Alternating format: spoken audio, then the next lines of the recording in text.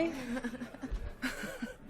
We're going to get started just so we can maximize our time. My name's Jocelyn Kennedy. I'm the Executive Director of the Harvard Law School Library, and I want to thank you all for being here. Copies of today's book, IsInternational Law International, are on sale outside the room, and I think Professor Roberts would be happy to sign them after the talk if you're interested. Today's talk is being recorded by the law school. It'll be on the law school YouTube channel early next week. The question and answer period is also recorded, just so you are now on notice. I'd like to thank the Dean's Office for sponsoring our lunches, our talks and our lunches, and then particularly today our co-sponsors, the Harvard International Law Journal. So thank you for supporting our book talks. So it's my pleasure to introduce Anthea Roberts, who's our author. She's an associate professor in the School of Regulation and Global Governance at the Australian National University. She visited here, so that's part of her connection with us. She writes and teaches in the area of international and comparative law.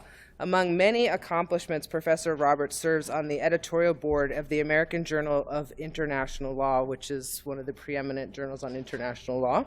And as a librarian, I read that. She's also a reporter for the Restatement Fourth of the Foreign Relations Law of the United States. She's joined today by two of Harvard Law's professors, Professor Naz Modrazadeh. I just said it wrong. I was practicing. Okay, good. And Professor Mark Wu. Professor Modrazadeh, I'm getting there, is the founding director of the Harvard Law School Program on International Law and Armed Conflict, and she researches and teaches in the area and the intersection of international human rights, international humanitarian law, and Islamic law.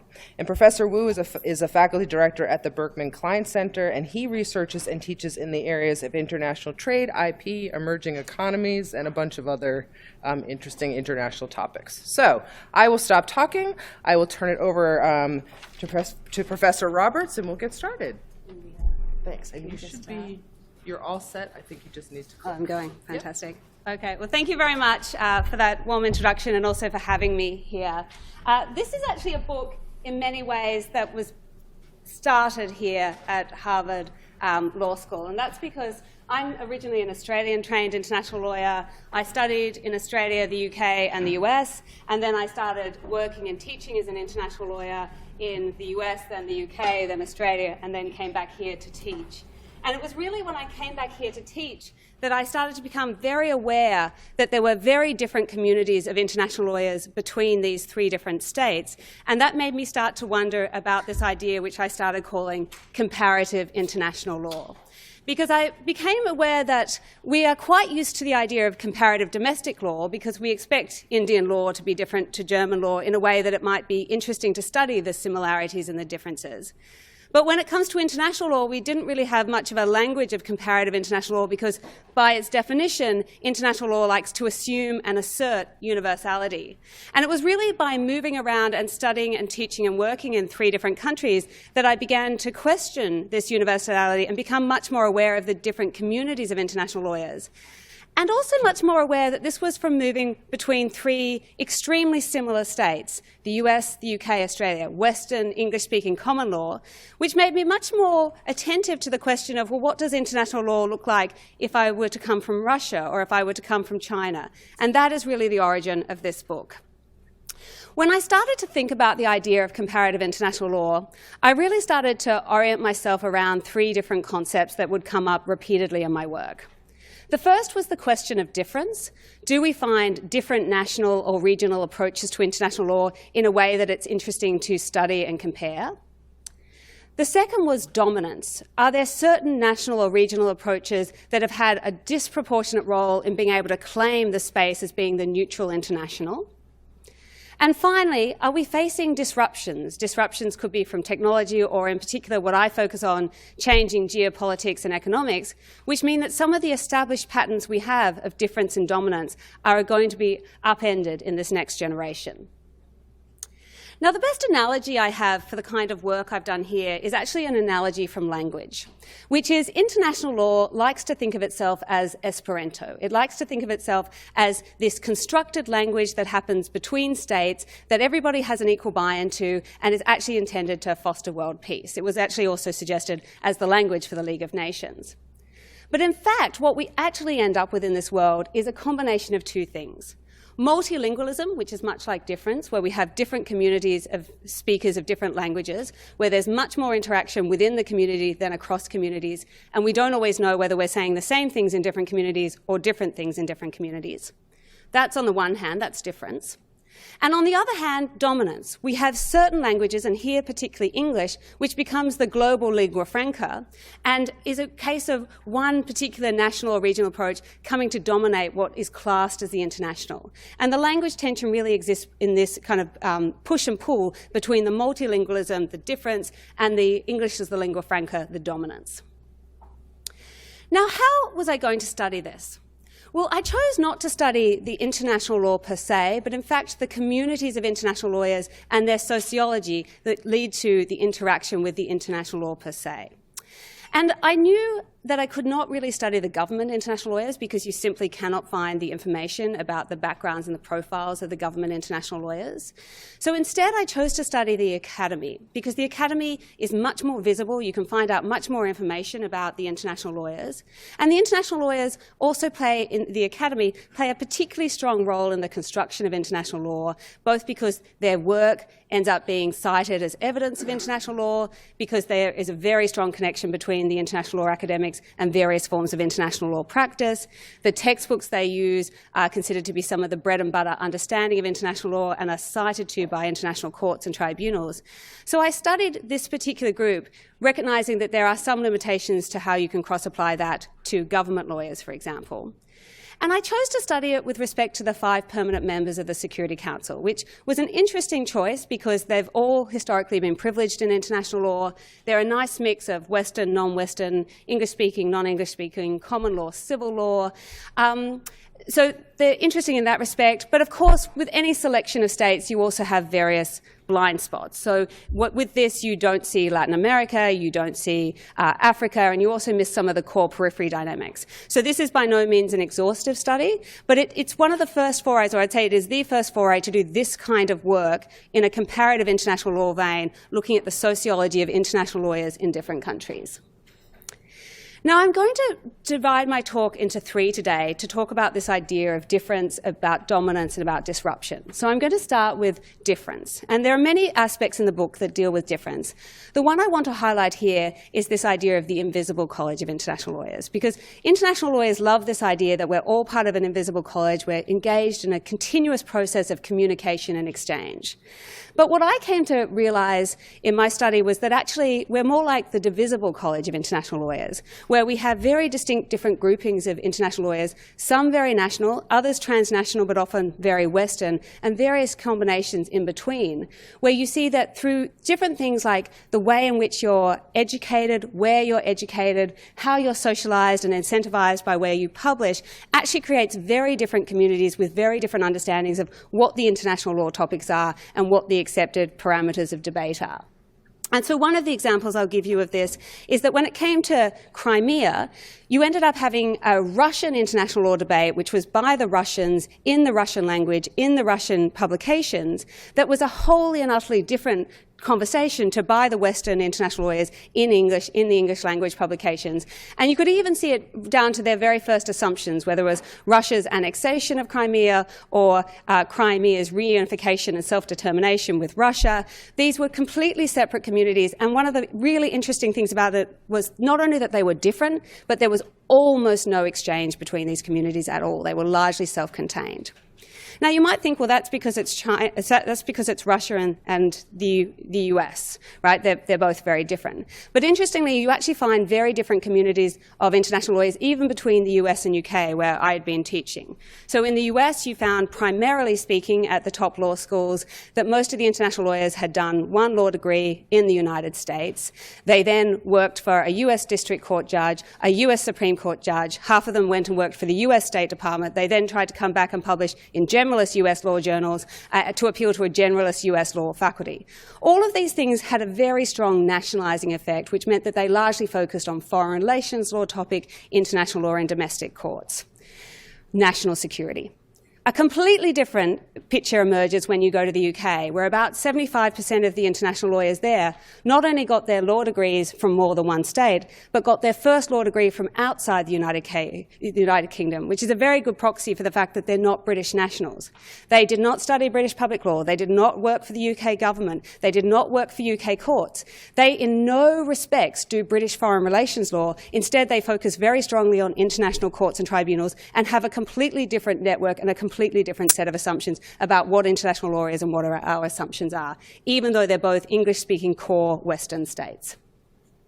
So I end up finding these very different communities of international lawyers who have different focuses, approach different things, have different networks. But I also found that they had very different connections to practice.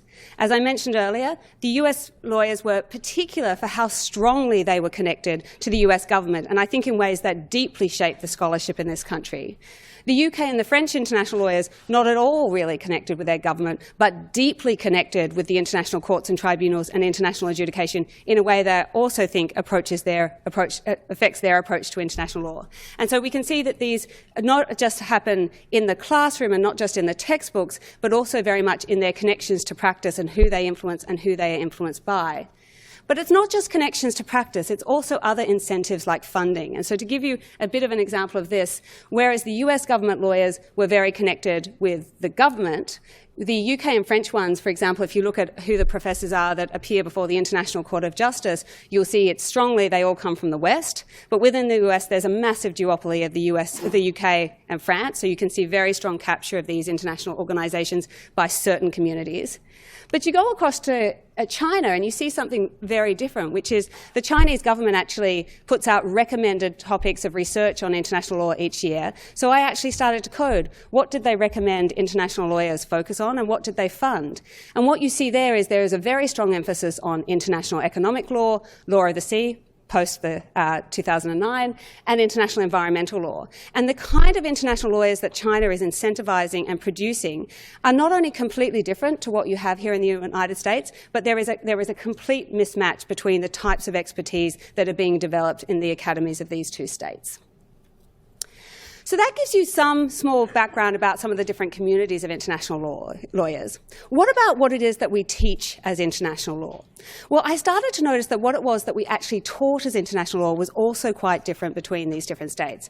And again, I first noticed that here at Harvard Law School when I went to teach a 1L class. And I thought, look, I'm used to teaching from a UK textbook back in the UK, but, you know, the American students, it's all international, it'll be fine, but I'll set a US cases and materials book because they're used to that case-based method. And suddenly I was in front of 92 first years twice a week teaching US Supreme Court cases that I had never read before. And I was shocked because not only did I not think that the US Supreme Court was the authority on international law, when I read these cases that I hadn't read before, I actually thought the US Supreme Court was not a good student of international law either. But I thought, look, maybe this is me, maybe it looks domestic because I'm not used to it. So I actually started to look at all the textbooks, the main textbooks in the different states, to say, well, look, how inwardly focused or outwardly focused are they?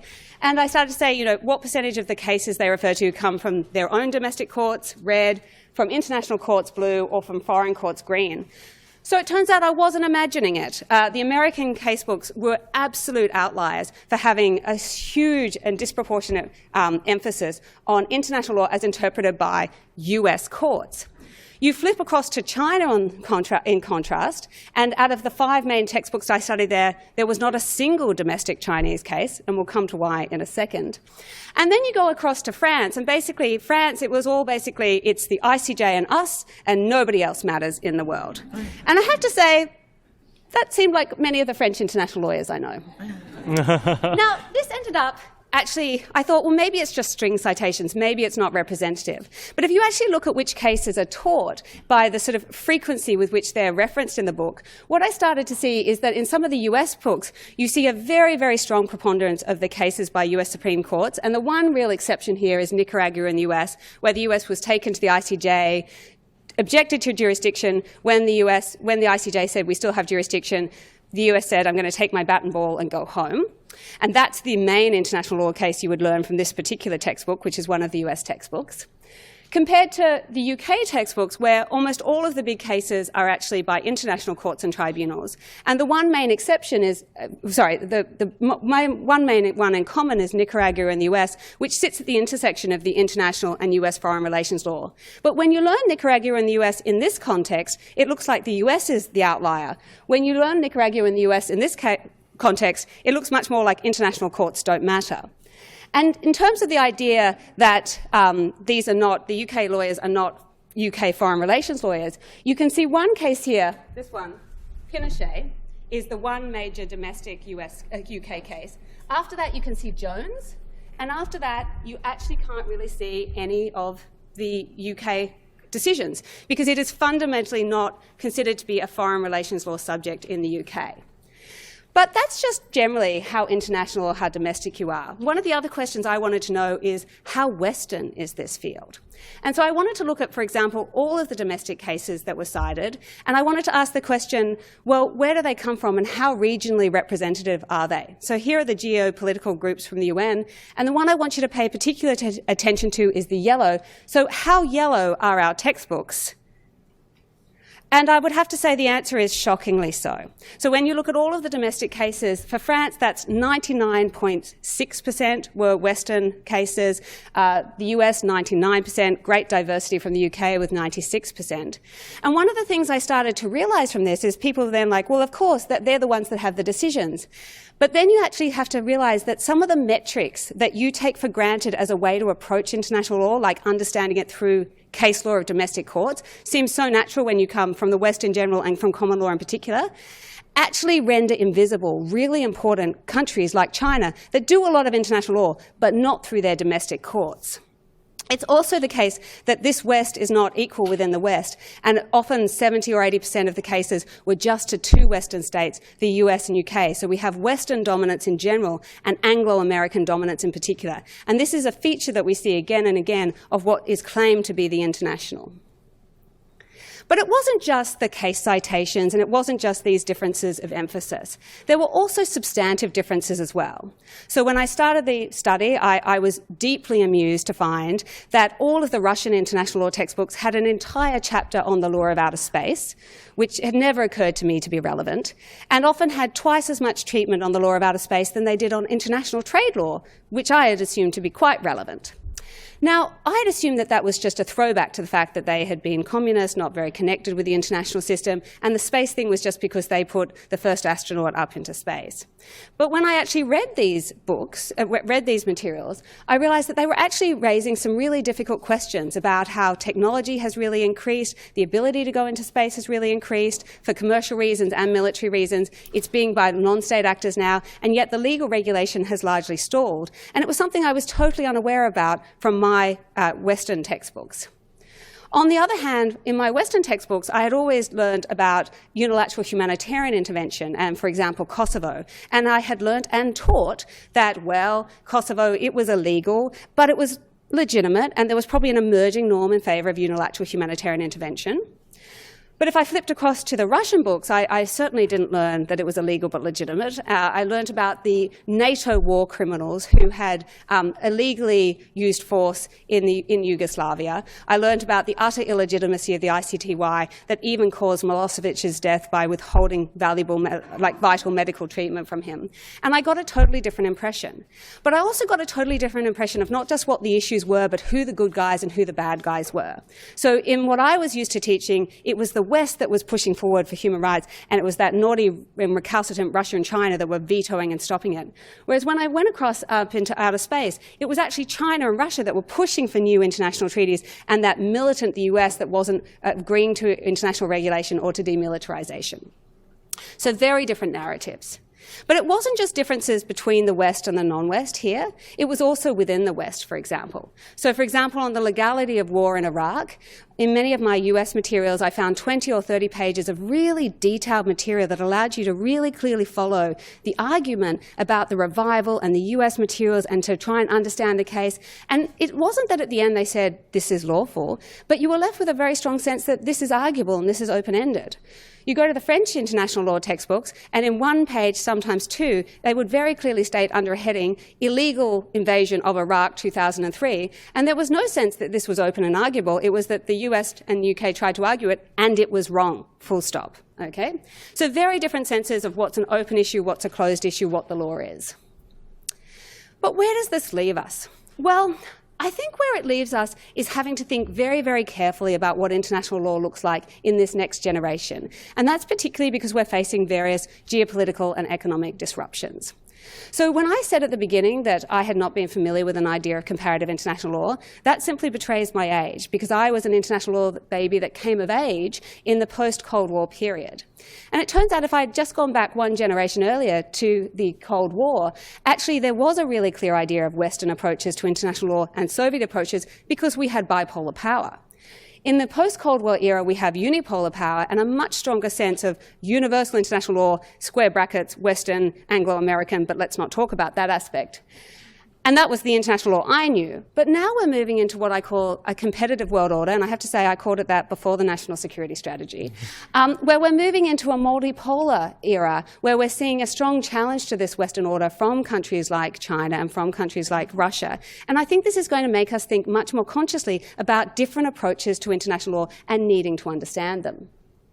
So we can see these examples coming up all over the place in terms of current debates. One of them, for example, are Chinese and Russian versus Western approaches on cybersecurity, where you see a very different approach to whether or not the internet should be treated as a global commons, or whether or not that you should have the much stronger sovereignty conception, which you see in all of the approaches to international law from China and Russia, which would seek to balkanize the internet. And they actually use the idea of cyber sovereignty and cyber territory in just the same way as they push the idea that state sovereignty is still the supreme in international law and should not be watered down. You also see it in the format of those debates about who should be at the table. It turns out the hottest topic in the Russian International Law Academy is whether or not only states are subjects of international law or whether individuals are too. And the reason that's such a hot topic, even though it had never occurred to me as a hot topic in the West, is that that has become a proxy debate in the Russian Academy for those that are more Soviet-inspired, who hark back to the state sovereignty, and those that are more Western-inspired, who want to break it down in favour of the individual. And it also maps onto the debates that are happening about cybersecurity, where China and Russia are saying, no, it has to be an interstate treaty between states, whereas the West is saying, global governance, we should have corporations at the table, very different approaches on this issue. We also see very different approaches between, for example, some of the Chinese scholars and some of the Western scholars on the South China Sea. We not just see very different narratives in the papers and in the scholarly treatment on things like the West focusing very strongly on the fact that China didn't turn up to the tribunal, that it was ignoring the decision and that it was being aggressive in the region, versus what you saw very strongly in the Chinese materials, which was that China had gone through a century of humiliation at the hands of the West. It had never been aggressive, and here it had a very strong and legitimate jurisdictional objection, which meant that it shouldn't be taken before this court. So you had very, very different narratives, but unlike in the Crimea example, where these two communities didn't connect, the Chinese international lawyers typically, particularly in the younger generation, do their first law degree in China, their second and third law degree in the West, because they're incentivized to. They learn to speak English, they're incentivized to publish in English language journals, and so they are actually able to cross out of this silo in a way that the Russians aren't. But it's asymmetrical. We're not learning Chinese, we're not incentivized to publish in their journals, and even if we wanted to, there would be issues about censorship. And so we're seeing some engagement, but we're seeing asymmetries in this engagement. So at the end of the day, when I ask myself, is international law international, what I see are very clear patterns of difference with the communities and what they focus on and how they approach international law. I see very clear patterns of Western dominance in general and Anglo-American dominance in particular. But I see a situation where a lot of this is going to be disrupted in the next order. And what that says to me is that we really need to make ourselves much more conscious of our own blinders and trying to see international law through the eyes of others. We need to diversify our perspectives. We need to diversify the sources of materials we use. We need to diversify our networks so we have a better understanding of approaches from different states. And by that I mean you don't have to agree with everything you read that comes from a different community, but you need to understand the way in which they're viewing you and the way in which they have understood and approached international law. And you also need to to use that to check your own blind spots. One of the things that I found really interesting about this approach was not that I agreed with everything I read in the Chinese and Russian approaches, I certainly did not, but they helped identify for me some of the gaps and blind spots and biases in my own materials that I was not aware of. And they say in psychology often we're much better at updating our understanding of the other based on new material than our own self-understanding. Well, I tell you what, often in these materials the Chinese often gave a much better and accurate understanding of the US, but not of themselves. And the US materials often gave a much better accurate understanding of China, but not of themselves. And so I want to encourage us to be more open-minded about this. This does present a real challenge for what international law is in the next generation, but this is a challenge that we have to face. And so with that, I open it up to comments and questions. Thank you.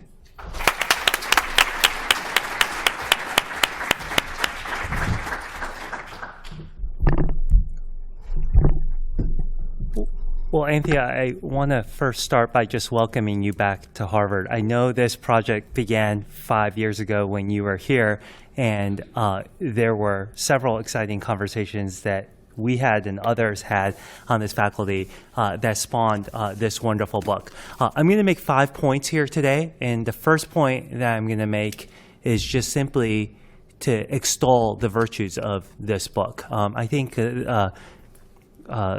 both Anthea as well as the library probably were almost too humble to note that this book is the recipient of the American Society of International Law's 2018 Book of the Year as far as the preeminent contribution for creative scholarship in international law. So if there's anything to sort of warrant you to say, if there's one book that the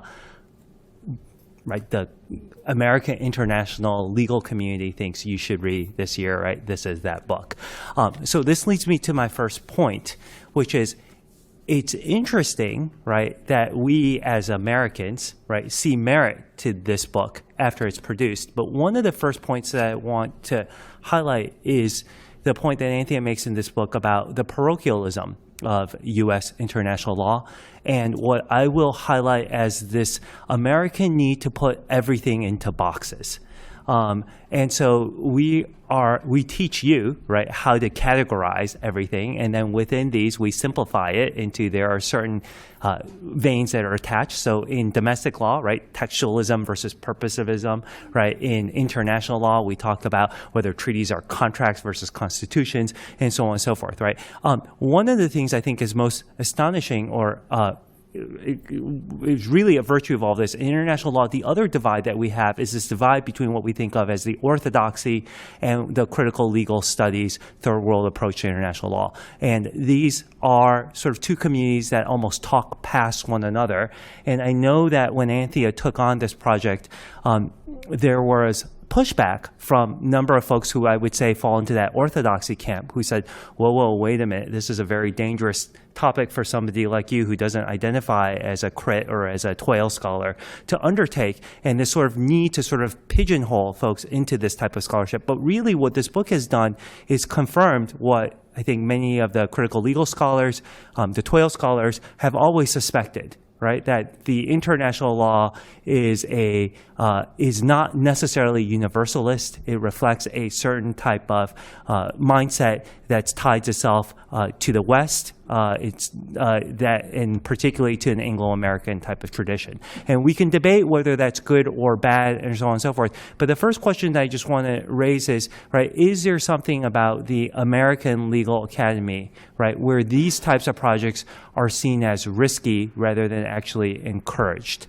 And does it actually, should we as Americans look back to say, why is it that it takes somebody from the outside to immerse themselves here and to notice our own problems rather than we being aware of these types of parochialism within the U.S. Academy? And I know some people, particularly associated with critical legal studies, with TOEL and so forth, have made these types of arguments, but they have not worked their way into the orthodoxy. If anything, they continue to linger on the brinks of the heterodoxy now more than a generation later. And I think that's a real issue or challenge to our American tendency to put everything into boxes.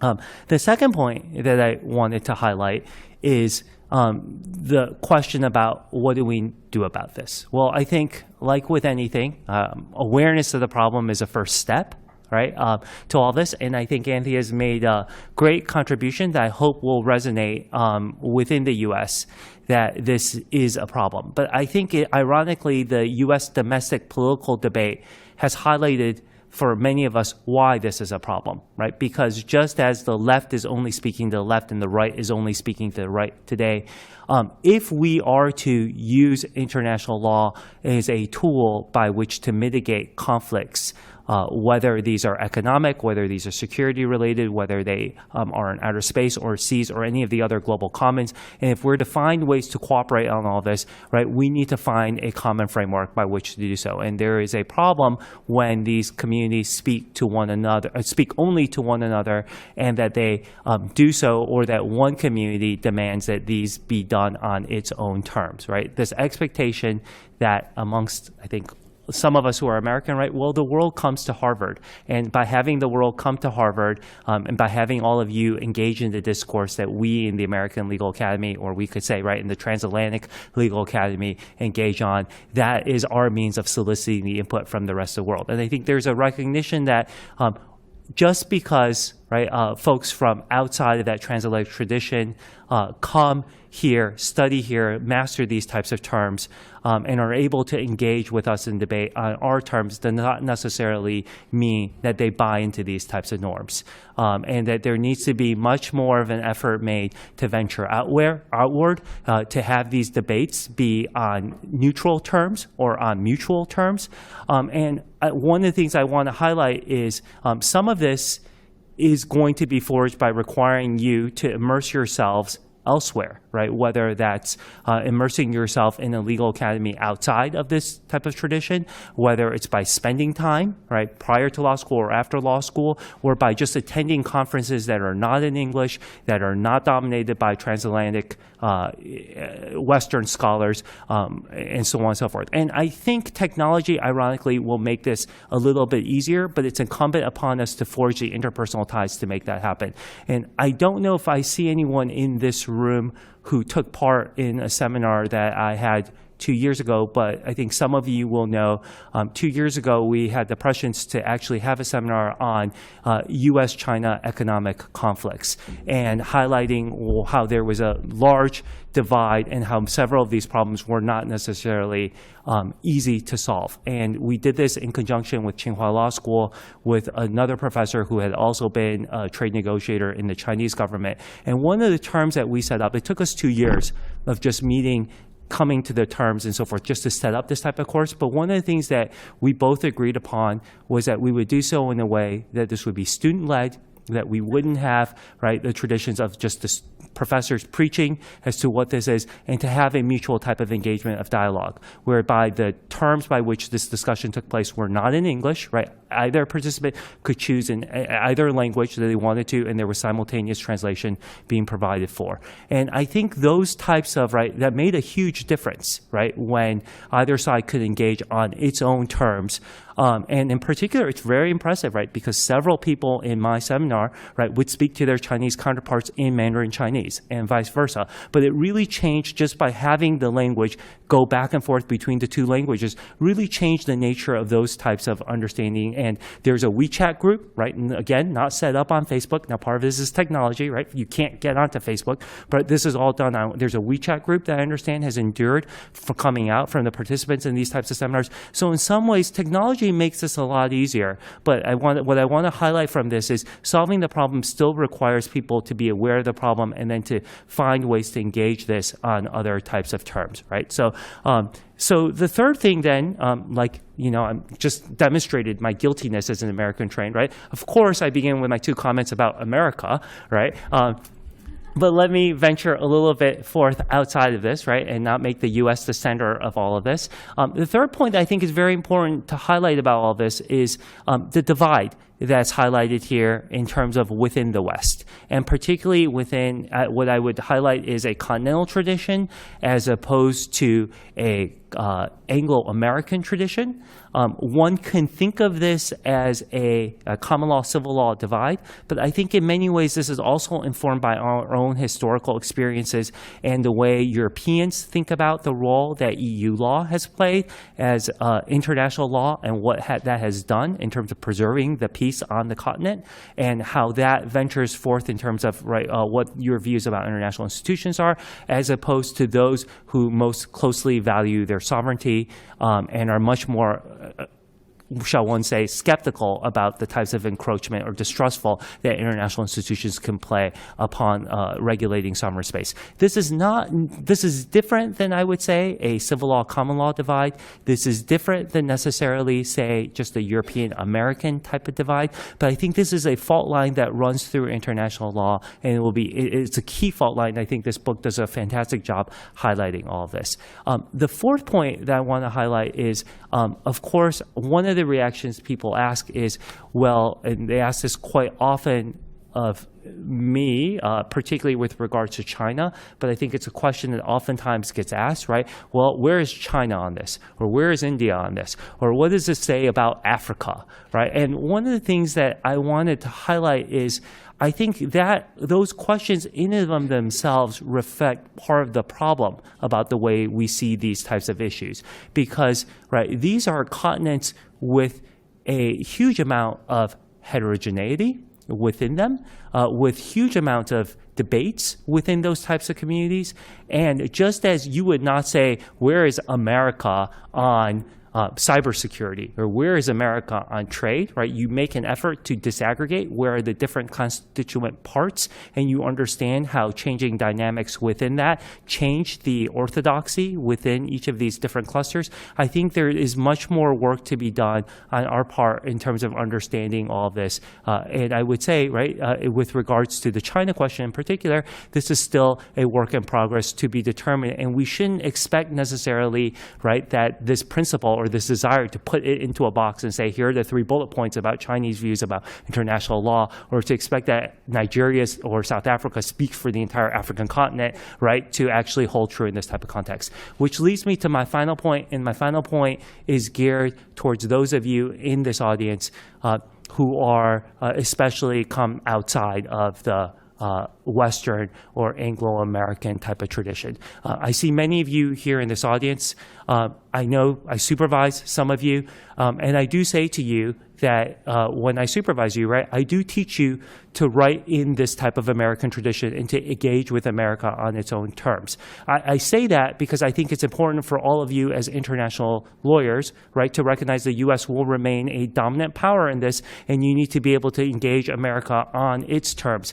But I want to make a second command, which is to say, I hope this does not come at the expense of actually forcing you to adopt the type of voices that, right, it's to teach you to be more nimble as a lawyer in this type of space. But I hope it doesn't cause you to actually lose your own voice. If anything, right, it's incumbent upon you, especially for those of you, right, who didn't see your colors reflected in there, to speak and engage and to make that type of voice heard in this discourse of ideas, and to do so in a way that can engage and attach those of us who come from this type of Western tradition, right? And I think we need to meet you more than halfway on this, rather than just sit here in our Ivy Towers and expect the world to come, right, to the Harvards and Yales and Stanfords and Princetons, and just basically this is where the debate takes place in English on Westphalian terms, right, with Grotius and these other white men who come from, right, Western Europe in the 16th, 17th, 18th centuries and so forth.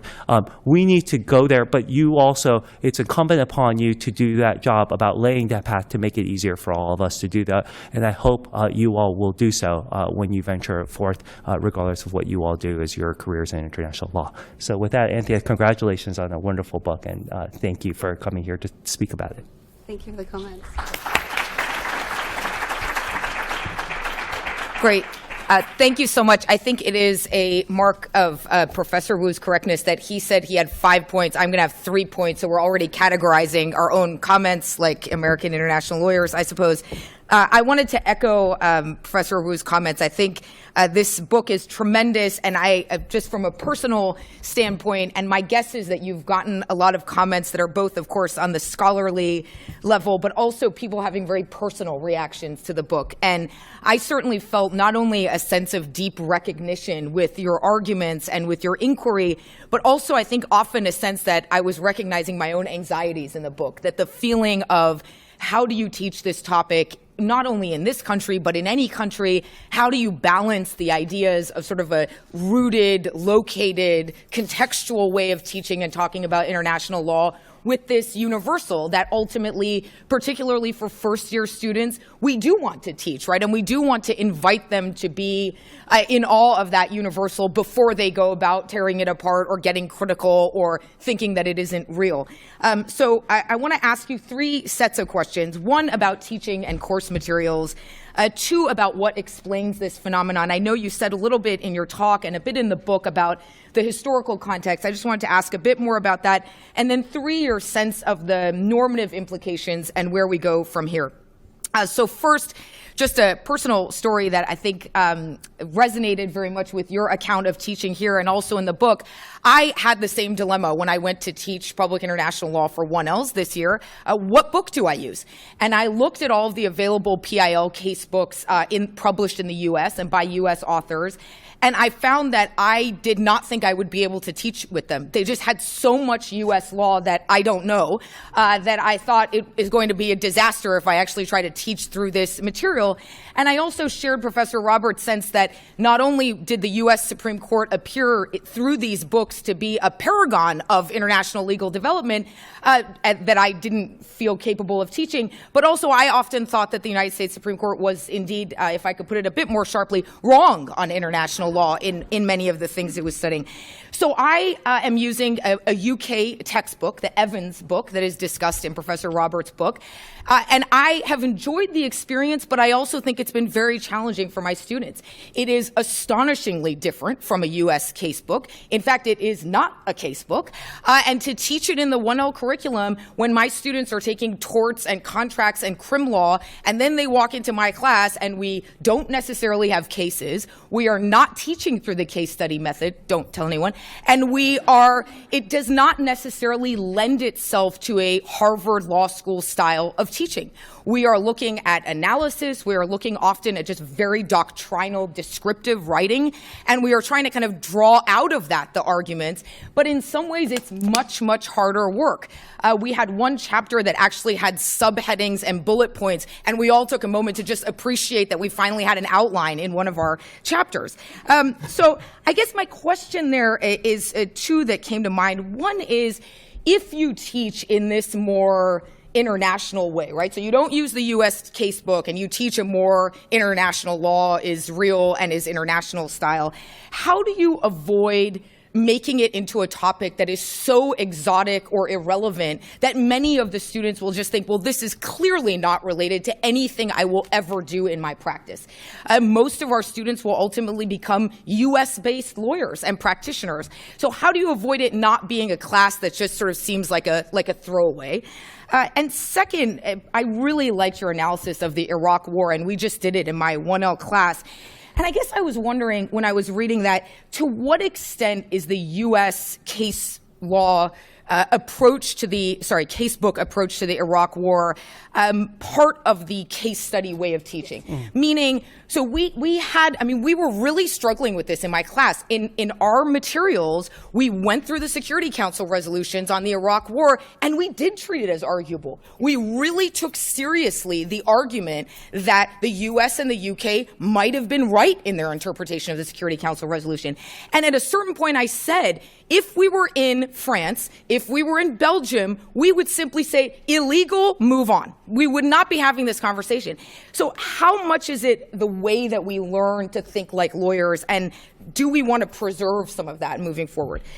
Secondly, I wonder, my instinct, having not done the hard work you've done in terms of the analysis and the empirical work, is that it wasn't always this way in the US, that there was a generation of scholars, maybe 2 generations ago, at least for HLS, that had multiple languages, had studied abroad, really saw themselves, while on the faculty here, as being engaged in an international project.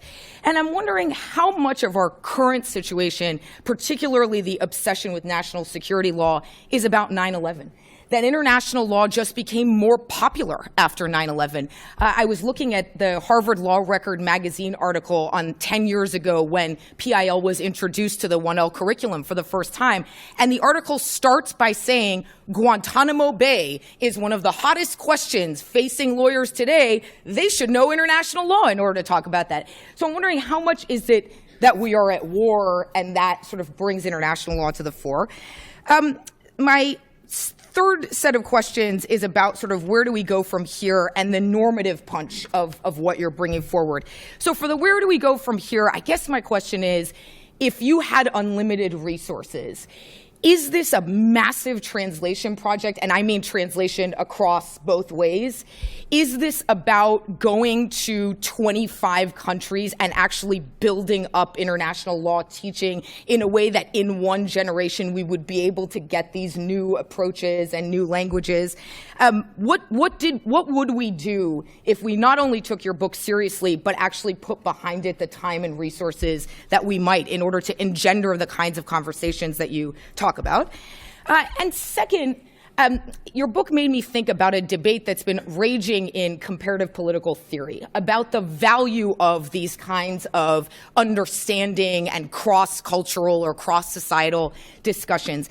And I wonder whether you think that if the kind of exchange that you talked about at the very end of your talk occurs, will it change international law? I mean, do you think that behind this is a real possibility that if we took seriously not just the periphery, but those who are not in the P5 and their views on international law, that we might be looking at a very different content of the law that we study? A real disruption, I suppose, is the contemporary term to the core norms and even the sources of law that we consider to be doctrinally binding.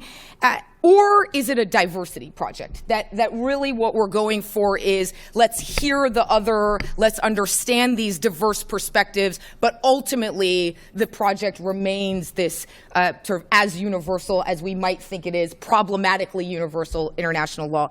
But once again, thank you so much. I think this is a contribution that is going to stand the test of time and really, really challenges us to think differently about what we do. Thank you.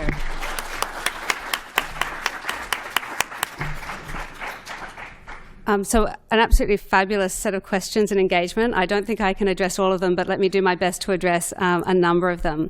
So I think Professor Wu was right to start off with the question of how does this connect with critical legal studies and also third world approaches. And the interesting point about that is I think he's quite right that there have been these boxes, either of the third world approaches or the CLS approaches. And one of the things I noticed about those boxes was that I was quite deeply sympathetic to a lot of the arguments that came from these traditions, but that I noticed that people who weren't sympathetic to them, as soon as they could box them as saying, oh, that's CLS or oh, that's third world, they just shut down and stopped engaging with them. And for that reason, I actually very self-consciously did not position this book as a third world approaches to international law or as a critical legal studies book. I positioned it as someone in the West, an English-speaking, Anglophone international lawyer, someone within the orthodoxy speaking to the orthodoxy saying, hey, guys, what are we doing here? And that was deliberately to try and make this community of which I was a part open to actually having this discussion in a way that I felt they often shut it down if they could say, you're an outsider, you're the other, and it doesn't count, and I discredit it. But there are politics behind that choice, and different people could make different choices about that with different implications. The second thing I wanted to pick up on was this idea of, well, you know, Harvard Law School, it represents the world because all the world comes to us. And I'm not endorsing that, and you weren't endorsing that as well. But one of the things I want to say about that is it was extremely stark to me when I came here, these different ideas of what is the international. And I had an incredibly international student body, and yet I would go and have the faculty lunches, and I would be almost entirely with Americans. And this disconnect between the largely American trained professors and this highly internationalized student body made me think a lot about the claim to the international. And it also made me think a lot about the transfer of knowledge. And so it became very clear, and I've got some slides on this, about what I started to see with the global flow of students and how this constructs fields, is that students flow often from periphery towards core, from non-Western towards Western, and from non-English speaking towards English speaking. But ideas and materials and sources tend to flow back out the other direction. And so it creates this really interesting situation where those who begin and start in the core in America are often the best able to diffuse their approaches, and yet they themselves are the most parochial because they have no incentive to go elsewhere. And so you have these asymmetries as students coming in, like many of you. You will take many of the ideas from your American professors here back out, and yet they take remarkably little of your ideas back in, because there is a hierarchical dynamic here where, frankly, you listen to us a lot more than we listen to you, and you need to get inside our heads because we set the exams rather than we have to get inside on your exam set. And these sort of dynamics really shape the construction of international fields well outside what we have in international law. It's a bigger problem. And so it really creates a problem when you have something like the rise of China, where the Chinese students are incentivized to come and understand the Western approaches, but the West is not incentivized to get inside the head and frankly knows incredibly little about the non-Western approaches. And this isn't just international law. If you look at like international relations, 90% of what the international relations scholars teach in this country and set for their syllabus, over 90% is just other international relations things by other American international relations scholars who only speak one language, right? Your ability to understand the world through this metric is severely limited. And so that's going to be a real problem that needs to be disrupted. The next point about there being a really interesting divide within the West, so I absolutely agree that there's a very interesting divide between like the European approach to international law and the American approach to international law. The Europeans would say theirs is the approach to international law and the Americans are violators of international law. But you can also see it coming up really clearly in debates, for example, about investor-state arbitration at the moment. There's been a real legitimacy crisis with investor-state arbitration. So how do you deal with a legitimacy crisis? So the Europeans say, well, I know what we should do. We should internationalize and have a court. Sounds great. The same sort of thing we had in Europe, but let's make it for the world. And the Americans like, are you crazy? Legitimacy crisis? Let's get away from those international courts. Let's bring back sovereignty. And so these splits actually play out in real time in some of the debates we're seeing now. I very much echo the desire that you need to understand the global lingua franca and be able to play that game, but you need to use that voice without losing your voice. And so one of the really important things is to try and take some of the language and some of the tools that we have, but make sure you're identifying concerns from your country, from your region, from your perspective. And one of the things that happens when you come and study in the core, but also if you then try and publish in journals in the core, is that you're trying to do it on the priorities of the core. And that is, we need to be getting away from that. And you see this in economics all the time, where people go back to where they come from and they're not incentivized to write about where they come from, Peru, for example, because you couldn't publish it in the US and UK. And they're taught to take some of the concerns about technology diffusion, for example, back to their countries where these are not the pressing issues. So we need to find ways where we speak in a common language, but we don't have the intellectual agenda always set by the core. But whereas I was reacting very strongly when I first came here to the fact that I found international law was too national, one of the other things I found was that international law is not always national enough. And this goes to one of the other points that Professor Wu made, and I wanted to give a real contrast here, that when people sort of say, well, what's the approach in China and what's the approach in India? Not only is there great diversity, but interestingly, when you actually go to their materials, you often learn very little about their approach. And India is a very good example of this, where there are no Indian international law textbooks.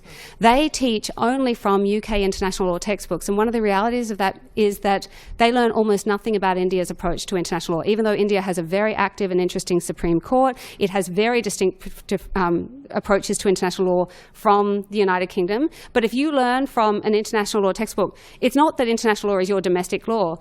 International law is something that is totally and utterly unrelated, and you are simply an importer and not an exporter at all. And this also goes to one of the other points that was made, like how do you make it connected? So I think I don't idealize that it should all be the international. I think there needs to be some healthy balance between what's happening at the international level, what's happening in its reception to your own country, and what's happening in the reception in other countries, the foreign dimension. And that's why I think of it as a sort of a comparative international law triangle of the international, the domestic, and the foreign, that it's that triangulation that gives us a better understanding of what it is we and others are doing and what constitutes the international law.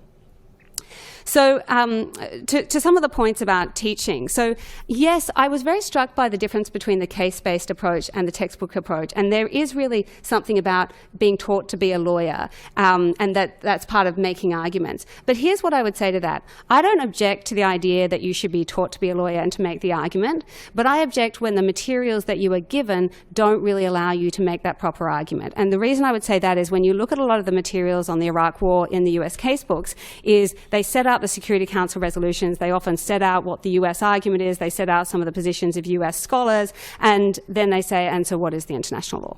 And this happens quite often in these textbooks where they set out the American restatement, they set out what the US Supreme Court says, they set out what's written in some American journals, and they say, what is international law? And I say, I wouldn't know because you haven't given me the materials to effectively do that. So if you're going to be setting out the position of the US government, I also want you to be setting out the position of the French, the Russian, and the Chinese governments who had a very different interpretation of that resolution, and some of their scholars about. So, and at the end of the day, then you can make the arguments and you can come to your decision. But if you're going to make the case-based argument, you need to be aware of the diversity of your sources. Now, I completely agree that what we are seeing in this particular moment in time is not the case that has always been the case. And in addition to wanting to do a more of a horizontal study where you look at states, more states, you also would want to do a deeper dive domestically within these states and a deeper dive over history. And it is very much the case that you go back a generation ago, the US international lawyers often came over here because of World War II. They spoke multiple languages. They were very geared to the international. They were very geared to things like human rights and wanting to protect that.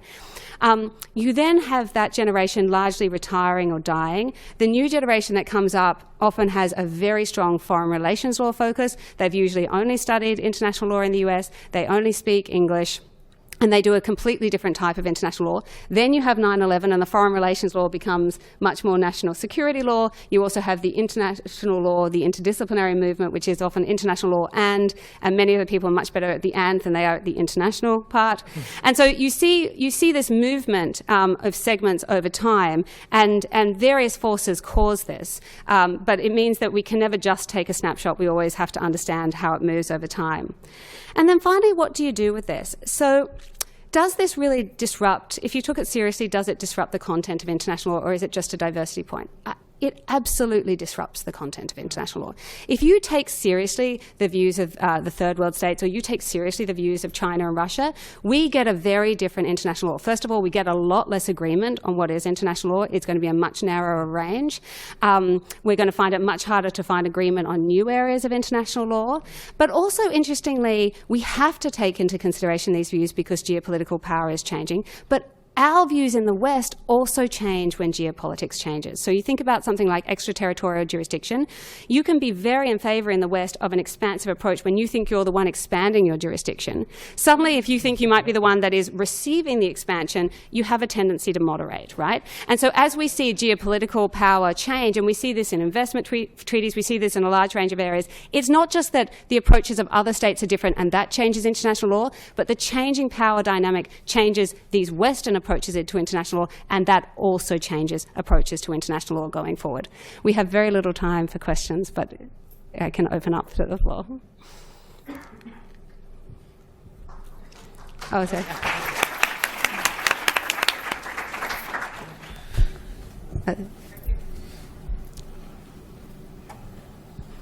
Thank you, Professor Roberts. I got this book last September, so I've been reading it for the past 2 semesters. So I come from China, and it really echoed my experience. So one of the questions is, the underpinning of this book, according to as I see it, is as you start from your first chapter, it's called The Divided College of International Lawyers. So it's echoing the Oscar Schachart's Invisible College of International Lawyers, so, which has both descriptive and prescriptive meaning in that. So when you mentioned the divided College of International Lawyers, what's your percentage of descriptive and prescriptive elements. Do you think that this divide, of course, it's factually true, but do you think that should be, like, for the future, something that we should aspire for? I mean, I think, at least till this moment, the invisible college still has a very compelling sense, even for people like me from the peripheries. Yeah. So I think so the essence of that is that maybe the divisible college is descriptively accurate, but the invisible college is prescriptively where we want to go. Right? So I don't actually take a strong normative view on this. I do think the divisible college is what we've got.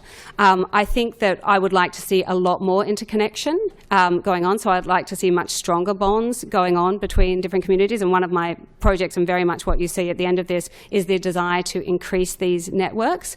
But I also think we also need to be deeply aware of the need to have our bonds both at the invisible college level between states, but also within states. And I think very much what you've seen in the US reaction at the moment is that if some of your international lawyers become too international, they can lose that connection domestically. And if they become too domestic, they can lose that connection internationally. So I think we need to be aware of the invisible college domestically and internationally, and that these are in tension with each other. Do we have time for? Hi, thank you so much again. This was a world-changing presentation. I'm just curious, have you ever considered, those of you that taught PIL, to teach PIL through the US case law books, through Supreme Court cases, but with a supplement explaining how they're wrong, why they're wrong, and the perspectives of different countries and whether that would be a solution or not? I pass to you on that. Yeah, I've heard of this idea.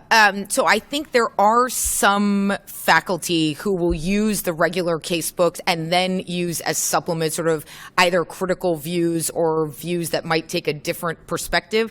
But I think in some ways the problem is that it already puts you in the language of U.S. law, right? So if you're looking at a U.S. Supreme Court case that is itself largely actually about domestic law, trying to keep it on the track of international law, I think is quite challenging. But that sounds like a good case book where you would have the Supreme Court case and then sort of challenges to the perspective within the book itself.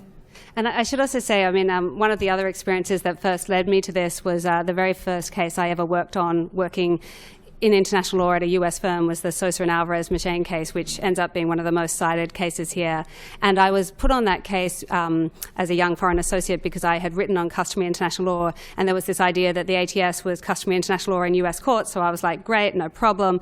But of course, I had never studied an ATS case, which would be unheard of for an American international lawyer at that stage. But I was not fazed because it's all international.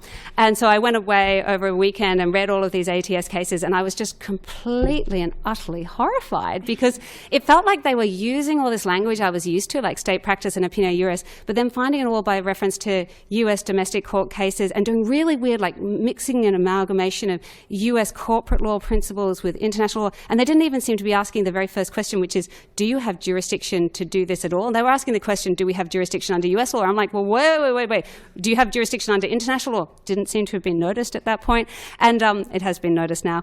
And so there's a really interesting divide then when you start to use these materials, like how much do you buy into it and how much do you kind of react against it? It's really hard to have both discourses going, and I think we find that quite commonly. If you then want to litigate in the US court stuff, you kind of have to accept these cases as your baseline. You can't be forever being like, oh, and you made the decision wrong in the first place, and now it's still wrong, and it's still wrong, and it's still wrong. You sort of have to go, well, you made it incorrectly, but now that's the law, and I need to work within that. And so it's sort of, and so you can kind of disrupt it in various ways, but it gets very hard to hold these communities together. So you can make people aware of it, but they're very, very different dialects.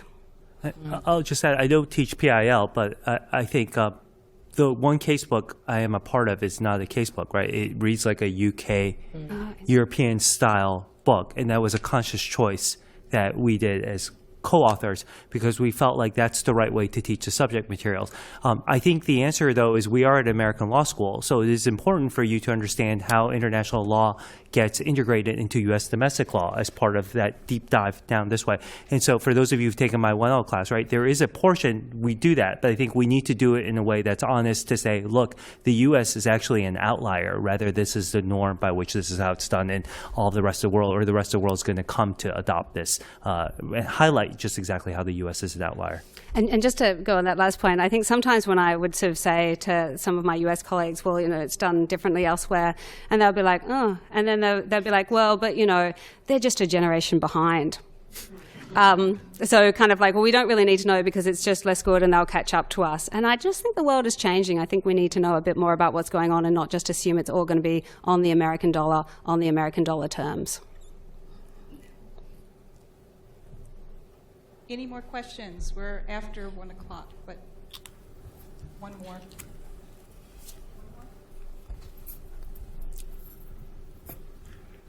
Okay, if there are no more questions, then thanks again on behalf of the library for attending today's book talk.